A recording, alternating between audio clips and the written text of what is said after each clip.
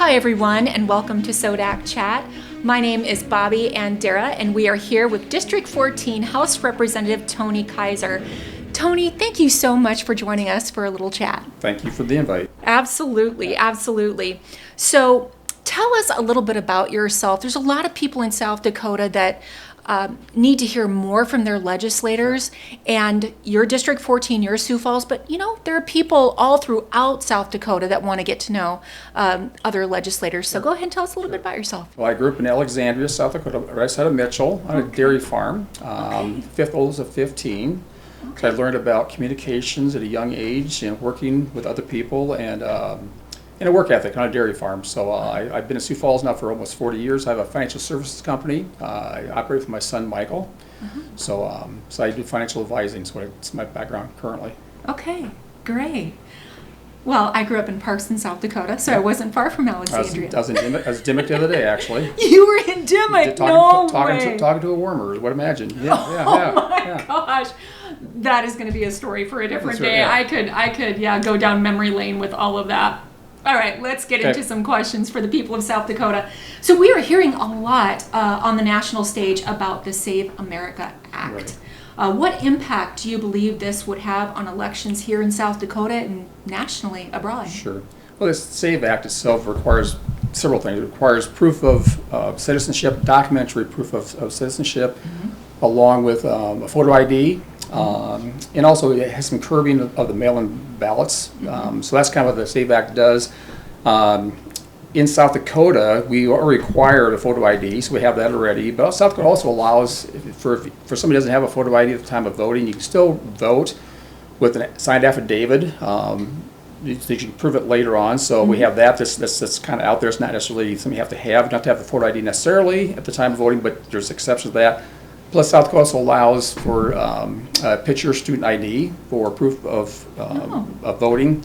And most states don't allow that because there's different requirements to actually verify your citizenship, as maybe a driver's license would or a state-issued ID. And these are 18-year-olds that are older that should have a driver's license potential, or at least, if not a driver's license, they should have a state authorized or state issued identification, which would be better than the actual student ID. So it'd be basically the documentary of citizenship, photo ID, but then also the mail-in ballots, which would be huge. And as far as the Save America Act goes, what type of impact would that have on the state of South Dakota? Well, I think South Dakota, more some of the other states, we already have the proof of the photo ID, right? So that's but I think even the voter rolls, as far as make sure they're updated, and I think that any state with the mail-in ballots is an issue. There's a lot of things that are being questioned as far as mail-in ballots. The chain of command, are they actually being entered in the proper time, so it's a whole lot of issues with it. I think probably for South Dakota, probably the mail-in ballots is probably one of the bigger issues on the SAVE Act, because we have the photo ID already. We do. Yeah. Yes. Okay. Excellent. Thank you. So let's move on then. So what citizenship requirements does South Dakota have in order to register to vote? Right. Yeah. Well, if you go to get your driver's license, you're required to have a documentation. So you initially actually go and you can register to vote when you get your driver's license. So you have to have proof of a birth certificate. I mean, there's different things you can actually. There's different lists of things you can actually bring to show proof, and I'm about the whole list is obviously. I think for most people, probably a birth certificate, probably. If you have a driver's license already, or a passport, for example, would be some of the issues, or some things you can actually have as required. But I don't know the whole full list, quite honestly, what that is. No, I mean, that's perfectly fine. Yeah. That's perfectly fine. We're just trying to get acquainted with exactly, the election integrity issue is a big issue, right? And so a lot of people are concerned that we have people who are non-citizens that are voting in our elections. And really, I think that's kind of the crux of the issue. And we just want to get to know a little bit better about that election integrity. And to be honest with the next question, what bills you brought forward in the House as it related to election integrity, what you sponsored. Well, I think in South Dakota especially, there's a thing called a one-night stay in South Dakota. Well, first let's talk about, the bills in South Dakota. Just how there's normally about 550 bills dropped a year to be looked at. This year, 550 bills typically. Yes. This year it's almost 1,000 bills were actually dropped, which have to be looked at directed towards a particular committee to get voted in or out, and go to the floor to get voted on. So when I first heard there's 500 some bills a year that had to be looked at, I thought it's crazy for South Dakota. But I didn't realize that, first, a lot of people don't realize that they're one-issue bills. You can't have multiple issues in one bill. Right. And plus, it could be something as simple as looking at a current bill and changing one word from shall to must, for example. So when it comes to the bills in South Dakota, and particularly the bills I brought, the 1066 and 1208. So 1208 was a bill that it defined residency. This is just a one-title bill, residency. On the voter registration, it said that you, under penalty of perjury, which is a 2-year jail sentence, $4,000 fine. So you're actually saying that you are truthful in your statements in what you sign your name to, that you've been a resident for 30. You've been in South Dakota for 30 days. The question was 30 days and 30 years, 30 days and 10 years. So the residency bill basically clarified that it stated you had to be in South Dakota for 30 consecutive days versus just 30 days. The first bill was the residency bill, which basically established you had to be in for 30 consecutive days where you normally sleep. And the next one was if you're a federal ballot, if you are a P.O. box voter. There's 50,000 people in South Dakota that are registered as at a P.O. box only address, which means they may or may not, and most often not, live here, but they were able to actually vote in our local elections, and that was the big issue. Obviously, if you have people, if people are losing elections by 2 votes, 4 votes, on a bigger, especially in your smaller districts. So, for example, Hanson County, it's one of the smallest population, base. There's Emory, South Dakota has 490 people population. There's 1,400 people that registered at one address. So in Hanson County. Can we just slow down a minute? Yep.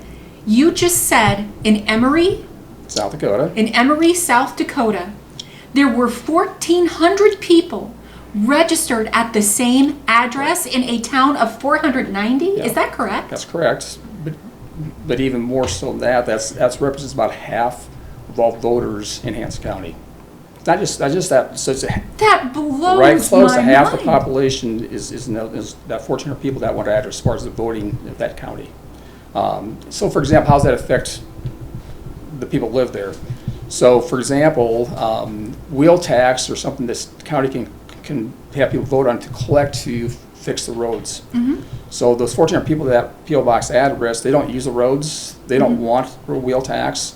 So they fought really hard to not pass wheel tax because they don't. So the point is that's an example of how somebody that doesn't live here can affect the local people's choice to do things that are important to the people who live there. So the federal ballot is now another. That's called the 1266, excuse me, that actually says if you only have a P.O. box, if you ask for an absentee ballot, if all you have is a P.O. box, you can't prove that you have a physical address that you live at. All you get is a federal ballot. In other words, you can't vote on the local issues. And that's the point back to the wheel tax, where local people want to vote increase in the fees because they need that to fix the roads, right? So now that if you have a P.O. box only address, then all you get is you can vote for the President of the United States, and you can vote for your U.S. congressman. Okay. So. And how did those 2 bills do on the House floor or the Senate floor? Well, again, I guess it's been tried for many, many years, and it just didn't, it's right place, right time, right people. And so when I started going around the House floor, where you and I served together, and talked about, You sat right in front of me. I did. You're always talking behind my back, okay? Yeah, exactly. In a good way. In a good way, okay? So I think you start, we're new to that. This is the first year. These bills passed, that was last year. And you start talking about the bills you're bringing, and people kind of know what they are, okay? And it's comical because when I went to start talking to people about my bills, there's a little smirk on their face, and they all said almost the exact same words, "You sure are brave." Meaning that it's not the first, it's been there many, many years, ongoing, and they thought, the new kid, right, But at the end of the day, right leadership, I mean, John Hanson, give him a lot of credit. Excellent The bills that I got 3 bills brought and passed the last 2 years. Without John Hanson's leadership, none would have made it out. They all came out handily with a huge vote in the end. So leadership does matter. Leadership really does matter. It does. What I loved about Speaker Hanson is that it didn't matter what party you were. Right. His door was always open. Yep. Wonderful. One is knowing which bills to direct where. Exactly, and that's a big deal. It's huge. Yes. Yep. And I think for the bill I did this year, so I'm going to talk about so much, but there again, I mean, had that bill gone to a different committee where maybe would have been more suited potentially, it wouldn't have got out of the committee. But it came out absolutely strong as can be. So leadership is very important. Yes. Yep. Yes, I agree. So, so how did those bills do then? Can you tell us how those bills did overall? As far as where they're at now, right. Well, so the residency bill that went into effect right away. Yes. In fact, when I lost my driver's license, had to get renewed. Anyway, I actually had to fill that all out, and I saw the new language was at the DMV. It was actually in the voter box area, so it actually passed. It's actually now 30 consecutive days, not just 30 days residency. And there's been articles written about the federal ballot, which obviously wasn't popular with everybody, but it's been enforced and in place, and people really have, I think it's made a difference. I think in the race we'll talk about later probably, I mean, it can make a difference. I mean, you have races that close, a federal ballot only, people that don't live here, not voting in local elections could be a deal breaker either way. So it's huge. Yes. I think it's absolutely huge. Yes, absolutely. Well, thank you, Speaker Hanson. Thank you, yes, absolutely. President Carr. Thank you, Governor Roden, for getting that across the line and really bringing election integrity here to the state of South Dakota. Yep. That's wonderful. That's wonderful. All right, let's get into question number 5. The president addressed the nation on serious election security issues such as voter fraud schemes in Michigan. He also stated that hackers in China took personal information from over 220 million voters through the registration databases, and along with election machine vulnerabilities and non-citizens on our voter rolls. So, in your opinion, is South Dakota at risk? I think we all are. I mean, you look at the declassified, CIA documents that were basically approved, but we've kind of been told for 6 years since the 2020 election by South Dakota canvassing, for example, people that have worked really hard to spend. There's been groups that have spent millions of dollars and millions of hours to actually to really research the whole voter integrity thing. And we're already saying what this unclassified CIA documents actually proved. So the 220 million people's personal information was actually hacked by the Chinese. Okay, there's 217 million voters between age 18 and this 18 or older. The point is that they hacked 80% of all eligible voters in the United States. That's how much people got affected by that. You hear that 220 million, but there again, that's 80% of all voters' information, and with the intent to actually create, mail-in ballots to actually change the outcome of the Biden election. So it's huge. I mean, to have that kind of volatility into the voter rolls, and I think the states overall have more exposure to that kind of fraud because their systems aren't as developed maybe as other systems may be. So every state is at risk. South Dakota's no different. Okay. Well, thank you for doing all of the hard work that Yeah. you did in the 100th and the 101st session, because your changes, I believe, definitely affected Right. us and made our elections Yeah. more secure. So Yeah. thank you so much. So do you think that election integrity should be a concern for all citizens regardless of political affiliation? And the reason why I ask this is because there were significant concerns from the Democrat Party due to some irregularities with the mayoral race between Erickson and Smith. Now it appears that it is not just what would have been considered a Republican issue. And now it feels like the Democrats are also getting concerned about election integrity. So do you feel like this is more of a nonpartisan, it's turning into a nonpartisan issue? I mean, literally Erickson won by 4 votes, and that was after a recount Right. in Sioux Falls. Right.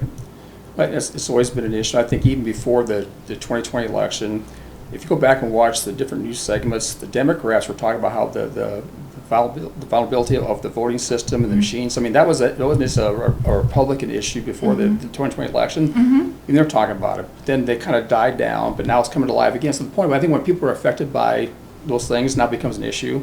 And Sure. so now it's an issue because That's an excellent point. because it's an issue. And, but they were talking about it before that, but the election went their way, so it just kind of died down. But so it doesn't matter what party you're in, it affects everybody. I think, and rather just talk about it, I think we just need to fix it. I think people say we need more laws, new laws. We just need to enforce the laws we actually have. Agree. Start there first, right? And think about the voter integrity, okay? So the voter roll, the people actually basically register to vote. The one night stay. You can stay for one night in South Dakota and actually go to the DMV the next day, show your proof of you were in South Dakota for one day. You can register to vote with a affidavit with a penalty of perjury. 2 years of jail, $4,000 fine. Now again, would you ever sign that if you were lying? But they never enforce it. Right. My point is, if you just Google one night stay, to register to vote, South Dakota pops up. So, and they're being told. I mean, it's well known. They have these blogs and stuff like that says, you got to sign that, but don't worry about it because they don't enforce it. So if we enforced our current laws, people wouldn't lie. If people knew there's 2 years of jail sentence attached to their false witness or the false testifying and a $4,000 fine, they won't sign their name to it. But because you don't enforce it, life goes on. So we just got to start enforcing the laws we actually have right now. That would change a lot of things. Just enforcement of current law, not new laws. Yeah, and just to segue on that, so there are other things that are affected by where you are registered to vote, where you get a driver's license, and state taxes is one of them. And I have heard people coming to South Dakota just to live someplace else and not have to pay state tax because they can claim South Dakota. Okay. True story. Okay. I was at the governor's ball, the governor's inauguration ball. Okay. Happened to sit by a gentleman. We started talking, and he now is in South Dakota. He brought his family. And we were knocking doors. People say, I escaped Minnesota. I escaped. I mean, that is the word. They use the word escaped, yeah. They all do. It's like rehearsed, okay? So we sat down, started talking over the loud music. This is the dance, right? And he said, my family and I escaped California to come to live in Spearfish, and how great it was, how great it is. He said, what are you working on? So I told him I'm working on these voter integrity bills. He said, I got a story for you. So he's in law enforcement for years in San Diego. He said, I'll use the guy's name is Bill. Okay, so Bill said, I worked in law enforcement in San Diego. My supervisor left on vacation with California plates, came back with South Dakota plates. He says, how in the world did you leave and come back? He said, well, no, just Google it. One night, we went to South Dakota for one night. We showed the receipt. We stayed at the Holiday Inn, went to DMV and got a driver's license, and we registered to vote. Now again, he's a law enforcement. He perjured himself. Just said if you lie, which he did. He had me in South Dakota for even one day, much less 30 days. So the point is, he said life was good. I mean, we're now kind of worked together for years, and it came to the smog emissions in California. He says, I'm a South Dakota resident. I don't deal with that. when it comes to all the issues that you would normally face with income tax, or state income tax in California, again, he says, I don't pay that. So he's always talking about being a South Dakota voter for years and years, okay? Everything's fine until his wife filed a divorce. Oh. And California said, you're not really a South Dakota citizen, are you? And he got, back taxes, fines, and fees. So the point is, it works until it doesn't work. But again, if the laws were enforced, if there was some teeth into the affidavits, there would not be the things we're talking about right now. It starts with enforcement. Yes, I agree. And I think that the Attorney General would agree with you as well. Yeah, and I get it. It's for them it's overwhelming to even start that, but it's got to start someplace. Yes. And you got to make some examples of people to know that the law is the law and there are consequences. And until they do that, it's not going to change. Right. Oh my goodness. Wow. Okay, so do you have any closing remarks for the people of South Dakota? Well, I think maybe I'm not sure. I think I voted for the now called the super election, where they put all the elections in one election day, the municipalities and stuff. In Minnehaha County alone, there's 324 different ballot styles based on that law. So I think they have to go back and revisit that whole election in one day, because I think in theory it sounds great. Yes. I thought I voted for it. But I think we kind of proven that wasn't really a good idea, because it's just too many things to consider. It's It's overwhelming. So it's completely overwhelming to the people, and I can't tell you how many people I talked to when I was knocking on doors, and I was giving them copies of the ballot, Right. and they were like, "Oh my gosh, thank you so much for this, because Absolutely. there's so much I got this amendment, we got this, and we got Right. it's just way overwhelming for them." Yeah. So I think it's like, I think we try things we think would make sense, and I think at the end of the day you have to go back and revisit, okay, was that a good bill or not a good bill? Yeah.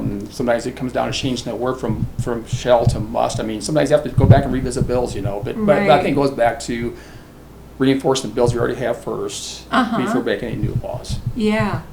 Which representative was that brought up shall to may or may to must? It was it Representative Mullally that was doing that? Yeah, she was, yeah. Or Representative May. Well, Representative Mullally. Well, yeah. but Representative May would be good. May or must. May, yeah, mayor, or must, yeah. mayor shall. Yes, absolutely. But again, there's words that have meanings. Oh, they do. Must is different They than shall. do. Shall is different than must, right? So anyway, but Yes. that's why there's 1,000 bills too, because sometimes it's a matter of just changing a word in a prior bill to make it more correct, right? Absolutely, and there were several bills that I remember that we were simply either changing one word Right. or removing it. Right. And the amount of overwhelming response we got Conversation. with that, and Yeah. conversation with those that did not want that change to take place. Right. It was like, whoa, we must have Right. hit on something Yep. there, didn't we? Yep. So, yeah, absolutely. Wow.